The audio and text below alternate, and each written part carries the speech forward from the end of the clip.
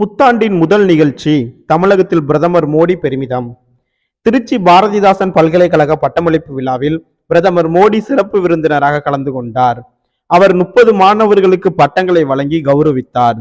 விழாவில் பேசிய பிரதமர் மோடி வணக்கம் சொல்லி தனது உரையை தொடங்கினார். என் மாணவ குடும்பமே என தமிழில் பேசிய அவர் அழகிய மாநிலமான தமிழகத்தில் இருப்பது மகிழ்ச்சி அளிப்பதாகவும் தெரிவித்தார். இந்த ஆண்டின் முதல் அரசு நிகழ்ச்சியாக தமிழகத்திற்கு வந்துள்ளதாகவும் பாரதிதாசன் பல்கலைக்கழக பட்டமளிப்பு விழா எனக்கு மிகவும் சிறப்பான ஒன்றாக அமைந்துள்ளதாகவும் அவர் தெரிவித்தார். பாரதிதாசன் பல்கலைக்கழகத்துக்கு வரும் முதல் பிரதமர் என்பதில் பெருமை கொள்வதாகவும் அவர் கூறினார். 20ஆம் நூற்றாண்டின் தொடக்கத்தில் காந்தி, அண்ணாமலை செட்டியார் பல்கலைக்கழகங்கள் தொடங்கியதாகவும் பண்டைய காலத்திலேயே காஞ்சி, மதுரை நகர்கள் கல்வியில் சிறந்து விளங்கியதாகவும் பிரதமர் குறிப்பிட்டார்.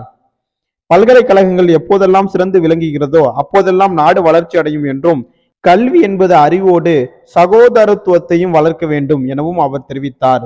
மொழியையும் வரலாற்றையும் படிக்கும் போது கலாச்சாரம் வலுப்படும் என்றும் புதியதோர் உலகம் செய்வோம் என்று பாரதிதாசன் கூற்றுப்படி 2047 நோக்கி பயணிப்போம் என்றும் பிரதமர் தெரிவித்தார்.